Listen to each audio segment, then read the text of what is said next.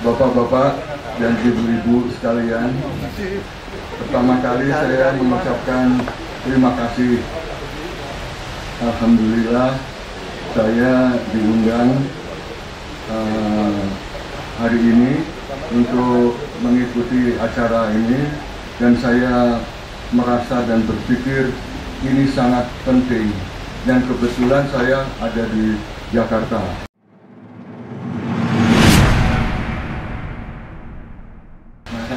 Dan itu saya jalani. Kemudian mungkin tambahan dari saya ini sedikit saja. Intisarinya itu, kalau kita mau berjuang ini, caranya bagaimana? Misalnya kita sudah mengerti bahwa bangsa kita ini, yang lahir dulu ini bangsa daripada negara. Jadi yang merdeka itu 17 Agustus itu adalah bangsa Indonesia. Baru tanggal 18 Agustusnya tahun 45 itu NKRI lahir, yaitu melalui Undang-Undang Dasar 45 di situ. Yang di situ intisarinya itu adalah Pancasila. Dan apa yang diperlukan itu ada di pembukaannya. Dan itu sampai sekarang. Nah, kebetulan kemudian itu kan sudah dirubah. Nah, sekarang kita mau kembali. Kalau kita mau benar-benar ini merdeka, kita harus kembali. Nah, kembali itu caranya dia. Kembali itu caranya bagaimana? Mungkin dalam pemikiran saya, ini saran saya, mudah-mudahan ini bisa diterima. Itu ada beberapa CB, yang intinya, intisarinya itu adalah tadi disebutkan kunci, ada kunci untuk Indonesia maju di masa depan. Kunci itu, wajah kunci itu ada dua, kanan kiri ya, yaitu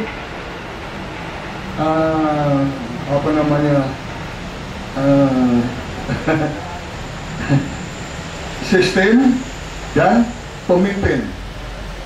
Jadi itu ada dua. Sistem yang sekarang ini sudah dihancurkan dengan amandemen yang sangat menghancurkan dari sistem kita. Berarti sistem kita harus kembali. Tapi kalau sistemnya bagus, pemimpinnya ini kurang bagus, seperti yang dijelaskan oleh Mbak Mutia, oleh dua yang di sini tadi, itu tidak akan berhasil. Oleh karena itu, kuncinya itu ada dua muka, sistem dan pemimpin. Sekarang sistem harus kembali ke Undang-Undang Dasar 45. Pemimpin harus pemimpin yang Pancasilais sejati. Apa tadi yang disampaikan? Kalau saya itu dari tentara, itu lewat Sabta Marga, terutama taruhlah marga ketiga. Kami kesatria Indonesia yang bertakwa kepada Tuhan Yang Maha Esa, serta membela kejujuran, kebenaran, dan keadilan. Pemimpin yang sekarang ini hilang semua itu.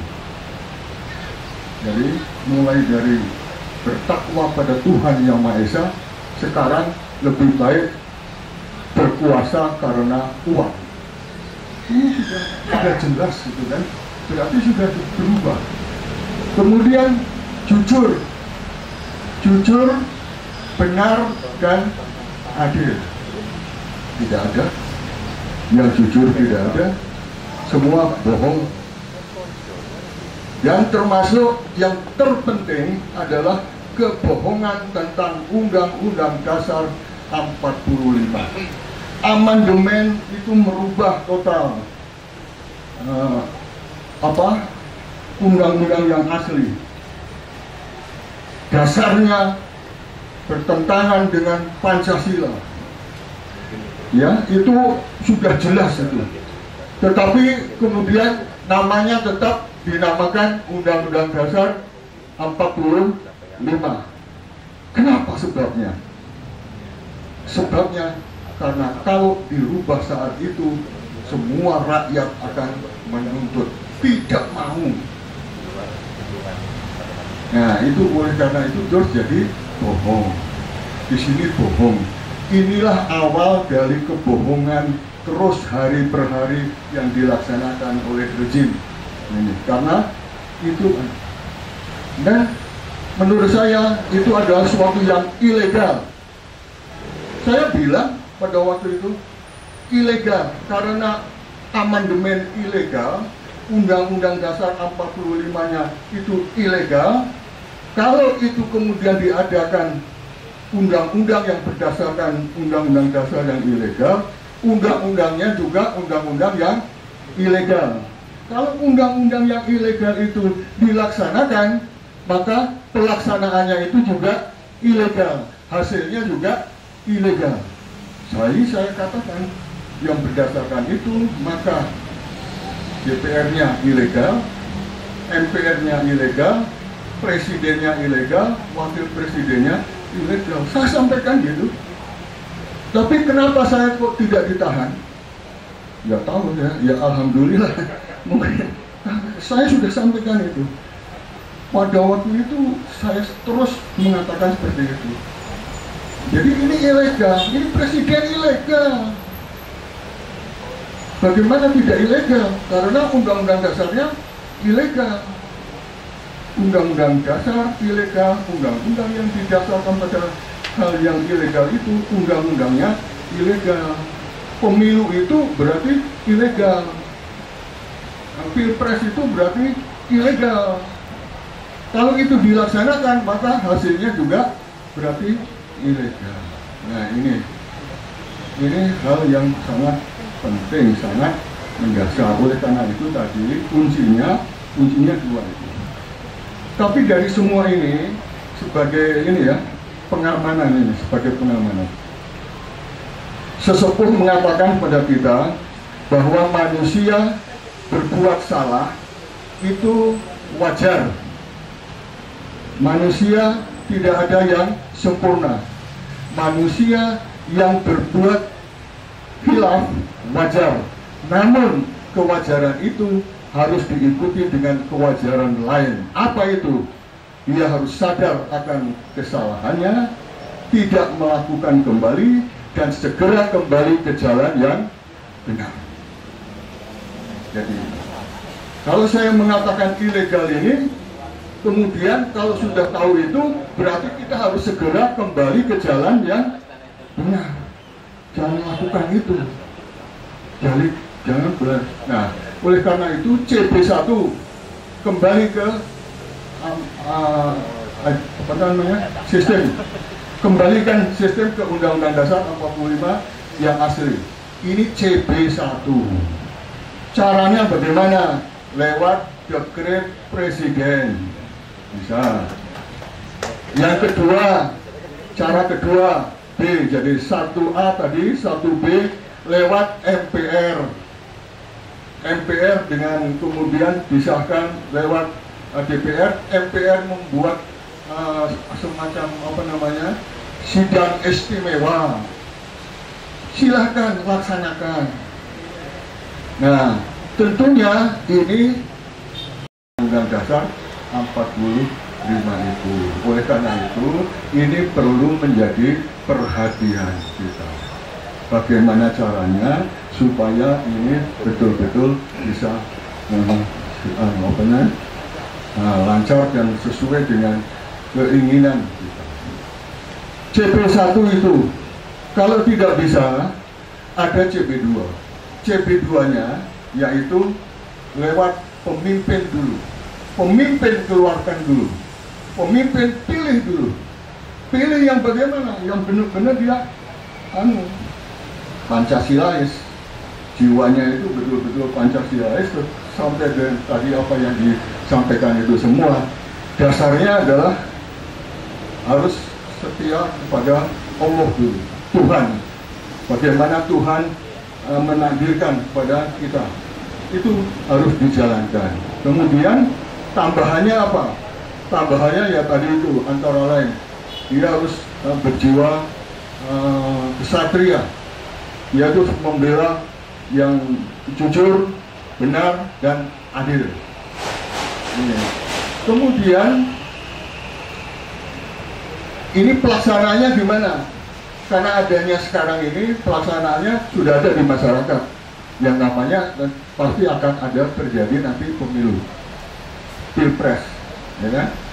Nah, pilihlah orang yang terbaik, tapi dengan catatan,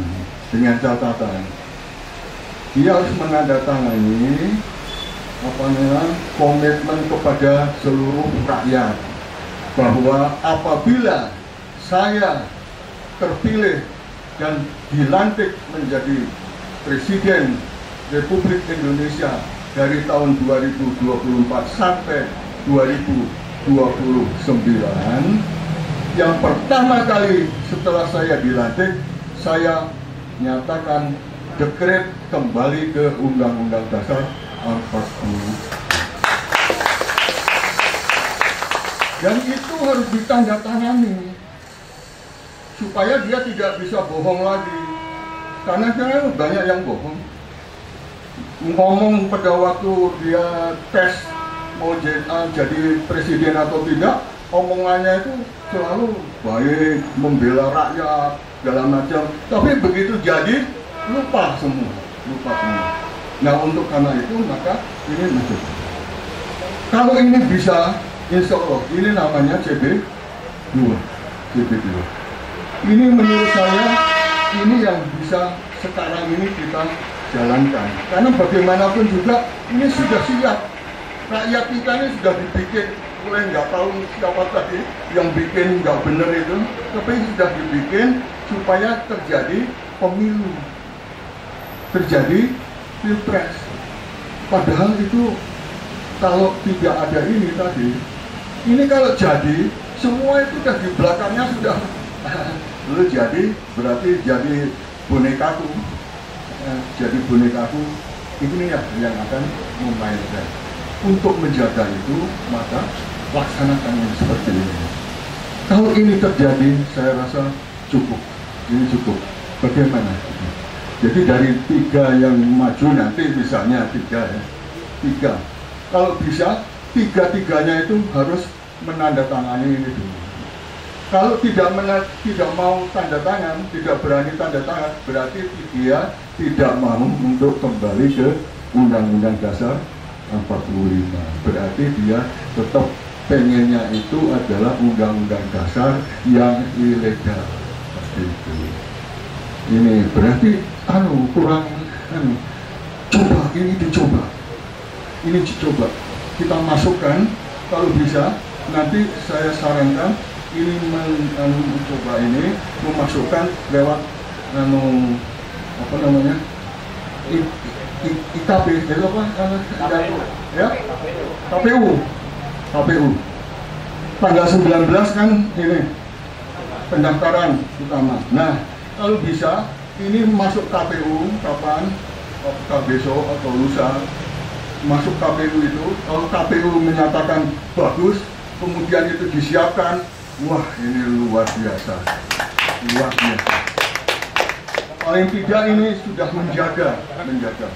Itu siapa saja yang menang, siapa saja ini, dia harus bertanggung jawab untuk kembali ke Undang-Undang Dasar 45. Ini CB2 ini menurut saya sekarang ini yang paling lumayan lah. Soalnya apa? Nah ini nggak bisa juga. Ini tinggal CB3.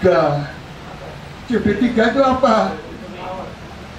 Revolusi, people power, revolusi. Kembali kekuasaan itu di tangan rakyat. Di dalam pada saat kita terjajah dulu, bagaimanapun juga itu rakyatlah yang berjuang bersama. Nah ini CB1 raiso, CB2 raiso, ya ini CB3. Nah CB3 Itu menurut saya tadi itu lebih harus berhati-hati. Karena apa? Kita memerlukan persatuan dan kesatuan bangsa. Bagaimanapun juga ini sejarah telah membuktikan untuk kemerdekaan itu kita dapatkan setelah Sumpah Pemuda, yaitu 28 Oktober, Sumpah Pemuda, kita bersatu, berbangsa satu, bangsa Indonesia, bertanah air satu, tanah air Indonesia, berbahasa satu, bahasa Indonesia. Nah ini, kalau ini menjadi satu, alhamdulillah diberikan oleh Allah rahmat bahwa bangsa Indonesia merdeka 17 Agustus 45. Nah ini harus dijaga. Kita punya keinginan, kita punya pemikiran, kita punya ini wawasan dari sanubari kita. Ini yang sangat besar untuk kemajuan bangsa Indonesia. Tapi janganlah saling salah menyalahkan satu sama lain. Karena tadi itu kekhilafan itu wajar. Yang penting segera kembali ke jalan yang benar. Janganlah saling salah menyalahkan. Sudah, kesalahannya kita bersama. Kesalahan kenapa? Karena ini sudah jalan. Kesalahan ini adalah kesalahan bangsa Indonesia sendiri. Ini menurut saya.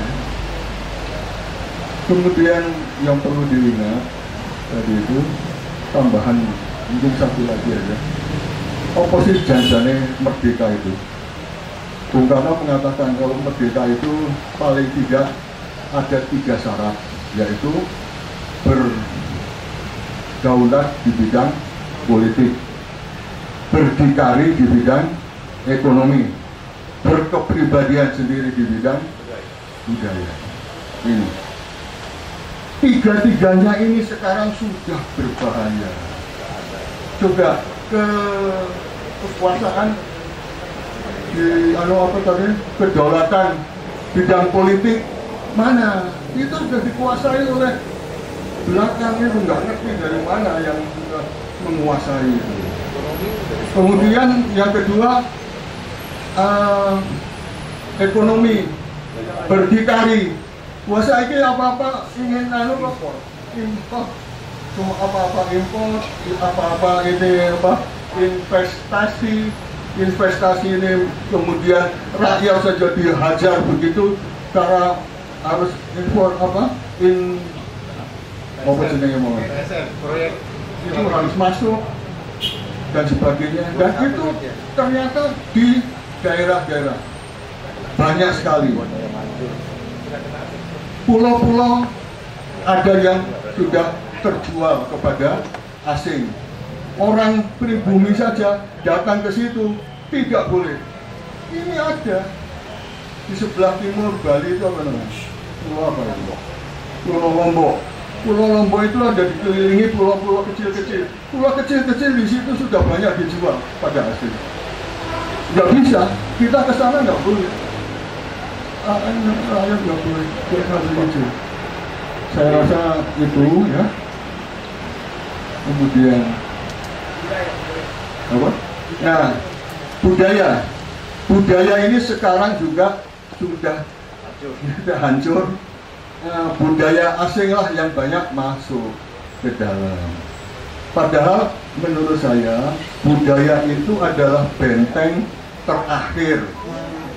Jadi benteng terakhir dari bangsa ini, kemerdekaan bangsa. Kalau politik masih oke lah, asal ekonominya kita benar-benar berdikari, tidak tergantung pada kerjasama oke, tapi nggak usah itu penentuan. Itu akhirnya sudah bahaya. Nah, benteng terakhirnya itu adalah budaya. Kalau budayanya ini sudah tidak bisa, berarti sudah tidak ada tradisi jiwa keindonesiaan itu sudah hilang. Kalau jiwa keindonesiaan sudah hilang, berarti kita sudah bukan merdeka lagi. Ini yang sangat berbahaya. Kemudian tambahan sedikit saja ya, masalah IKN. Saya menyampaikan terus terang kepada teman saya, satu listing di situ, Bapak LBP, karena saya pengen langsung ke Pak nggak pernah dikasih waktu. Saya mau ke Pak Jokowi langsung, karena saya ini dapat mimpi yang saya harus bicara langsung, tapi tidak pernah dikasih waktunya. Saya pakai lewat teman saya. Begini Pak, kalau soal ekonomi, soal segala macam itu sudah banyak yang ngomong. Dari saya hanya masalah, kalau mau membangun Kalimantan Timur, itu saya setuju. Tapi kalau ini dijadikan perpindahan ibu kota negara, ini berarti mau menghilangkan sejarah lahirnya NKRI. Kenapa? Karena kita Sumpah Pemuda ada di Jakarta, Pancasila dibahas di Jakarta, Undang-Undang Dasar 45 di Jakarta, proklamasi di Jakarta, lahirnya NKRI di Jakarta. Awalnya dari Undang-Undang Dasar 45 lahirlah Negara Kesatuan Republik Indonesia. Itu di Jakarta. Ini dipindah, ini mau dihilangkan. Apalagi setelah ternyata untuk menyiapkan IKN itu, kemudian disuruhlah, dimintalah Cina yang mengerjakan ini, perencanaannya Cina, yang pelaksanaannya Cina, diberi waktu kekuasaannya 190 tahun dan sebagainya. Lah itu ibu kota kok harus dikuasai ambil negara lain itu sangat berbahaya.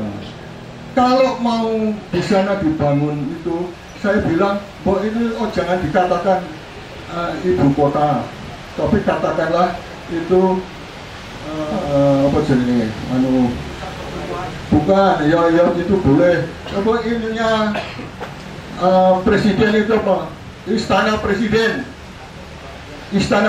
di Bali kan ada, istana presiden di Jogja ada, istana presiden di Bogor ada, di Puncak ada, di mana-mana ada, di Sumatera Barat ada. Ya, di Kalimantan belum. Makanya kalau ini dibangun di situ, dinamakan ini ibu kota, bukan ibu kota Nusantara, bukan ibu kota negara, tapi ini istana kepresidenan. Ya boleh saja, atau yang lain-lain silakan. Tetapi bojo ngono, nek ini dibuang, ini sejarah. Perubahan sejarah sudah dilaksanakan oleh pemerintah ini sangat banyak dan itu sangat berbahaya. Peristiwa tahun 1965 dan sebagainya, ya kan? Itu sudah dirubah yang sangat berbahaya. Jadi saya rasa itu tadi kembali, kalau ini CB itu bisa dianalisa.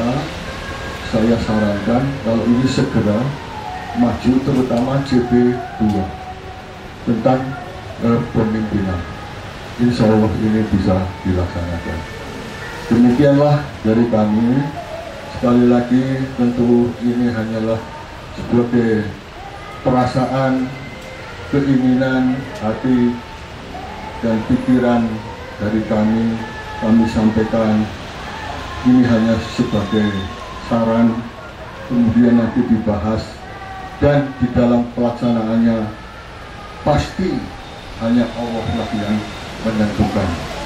Oleh karena itu jangan lupa kita selalu berdoa, selalu memohon petunjuk dari Allah Subhanahu wa Ta'ala. Saya rasa begitu. Mohon maaf apabila tutur kata saya kurang baik, kurang berkenan. Dan terima kasih atas kerjasamanya. Billahi taufiq wal hidayah.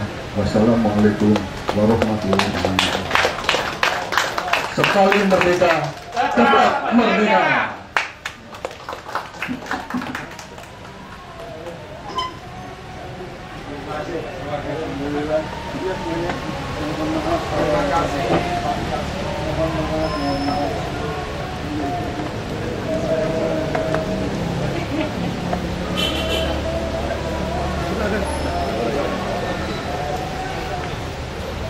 Baik, Bapak Ibu sekalian,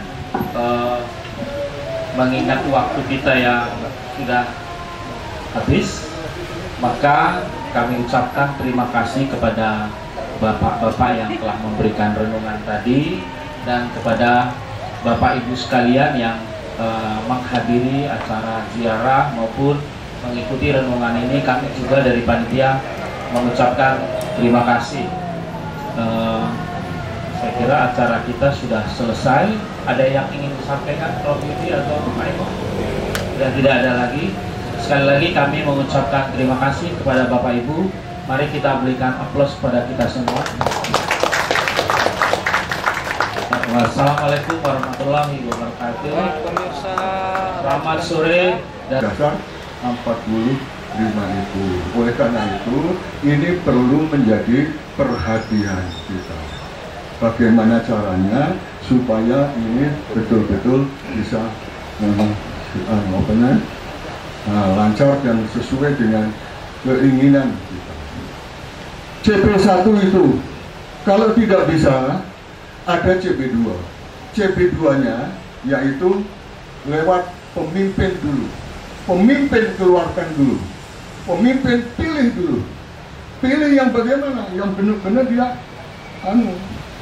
Pancasilais, jiwanya itu betul-betul Pancasilais, sampai dengan tadi apa yang disampaikan itu semua.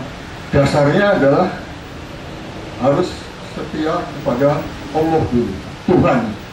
Bagaimana Tuhan menakdirkan kepada kita, itu harus dijalankan. Kemudian tambahannya apa? Tambahannya ya tadi itu, antara lain dia harus berjiwa kesatria, yaitu membela yang jujur, benar, dan adil. Kemudian ini pelaksananya gimana? Karena adanya sekarang ini pelaksanaannya sudah ada di masyarakat, yang namanya dan pasti akan ada terjadi nanti pemilu, pilpres, ya kan? Nah, pilihlah orang yang terbaik, tapi dengan catatan, dia harus menandatangani komitmen kepada seluruh rakyat bahwa apabila saya terpilih dan dilantik menjadi Presiden Republik Indonesia dari tahun 2024 sampai 2029, yang pertama kali setelah saya dilantik, saya nyatakan dekret kembali ke Undang-Undang Dasar 45. Dan itu harus ditandatangani supaya dia tidak bisa bohong lagi, karena banyak yang bohong, ngomong pada waktu dia tes mau jadi presiden atau tidak, omongannya itu selalu baik, membela rakyat, segala macam, tapi begitu jadi lupa semua. Nah, untuk karena itu maka ini masuk. Kalau ini bisa, insya Allah ini namanya CP2. Ini menurut saya ini yang bisa sekarang ini kita jalankan, karena bagaimanapun juga ini sudah siap. Rakyat kita ini sudah dibikin, mulai nggak tahu siapa tadi yang bikin nggak bener itu, tapi sudah dibikin supaya terjadi pemilu, terjadi pilpres. Padahal itu kalau tidak ada ini tadi, ini kalau jadi semua itu sudah di belakangnya sudah lu jadi berarti jadi bonekaku, jadi bonekaku ini ya yang akan memainkan. Untuk menjaga itu maka laksanakan yang seperti ini. Kalau ini terjadi, saya rasa cukup. ini cukup. Bagaimana? Jadi dari 3 yang maju nanti misalnya 3 ya, 3. Kalau bisa 3-3-nya itu harus menandatangani ini dulu. Kalau tidak mau tanda tangan, tidak berani tanda tangan, berarti dia tidak mau untuk kembali ke Undang-Undang Dasar 45. Berarti dia tetap pengennya itu adalah Undang-Undang Dasar yang ilegal. Seperti itu. Ini berarti kurang coba ini dicoba. Ini dicoba. Kita masukkan kalau bisa, nanti saya sarankan ini mencoba ini memasukkan lewat apa namanya IKP, itu apa? Ya? KPU.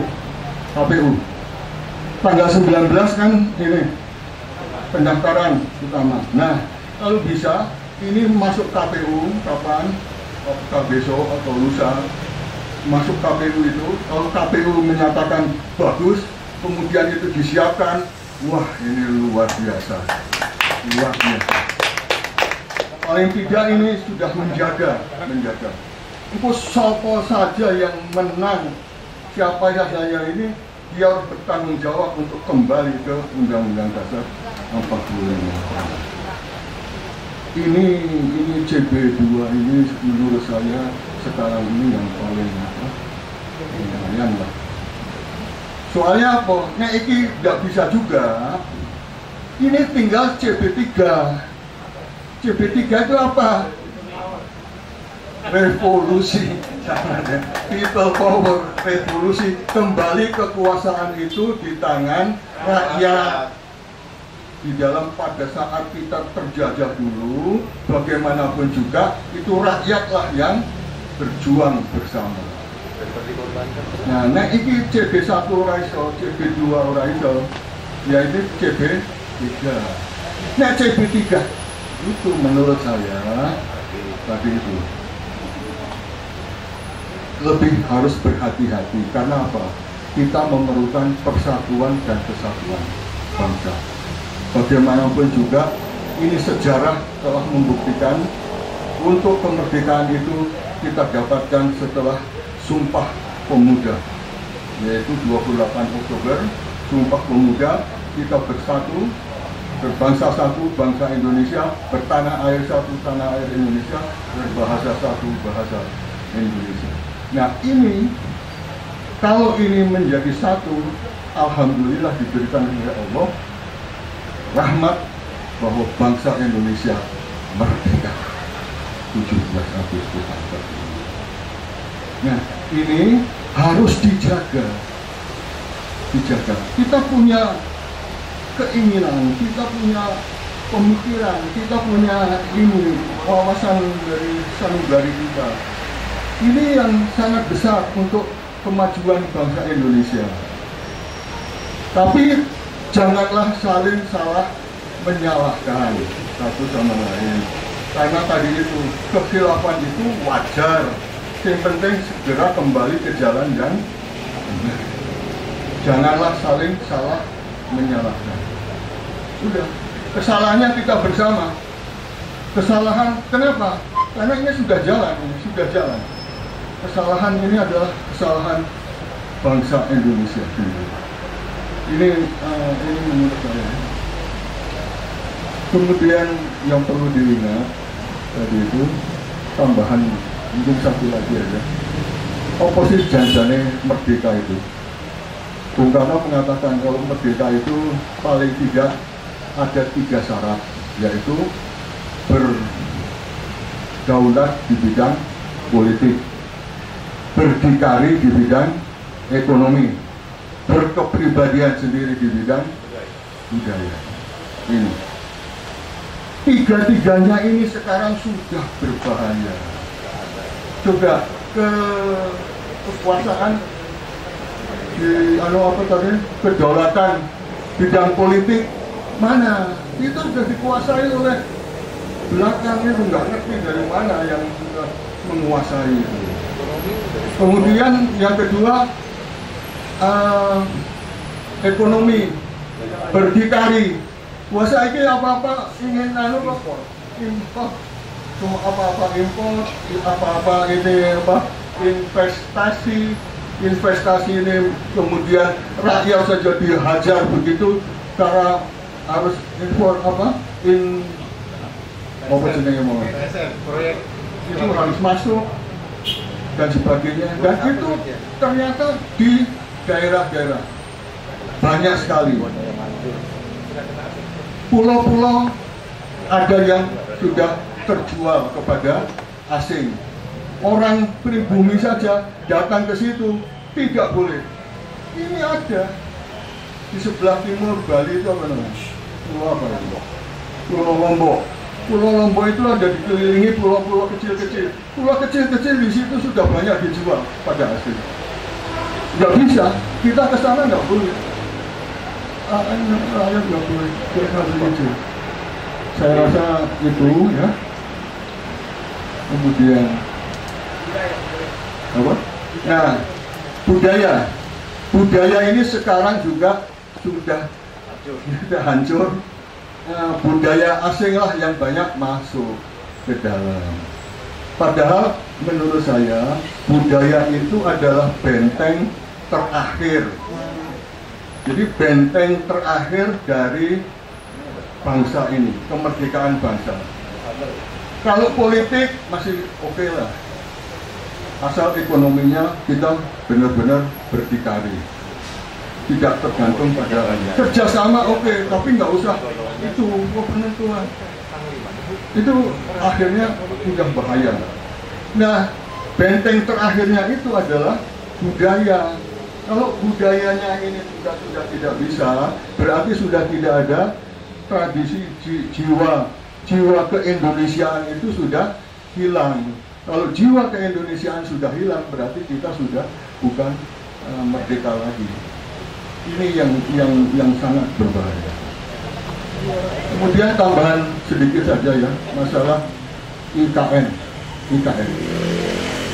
Saya menyampaikan terus terang kepada teman saya, satu listing di situ, Bapak LBP, karena saya pengen langsung ke Pak nggak pernah dikasih waktu.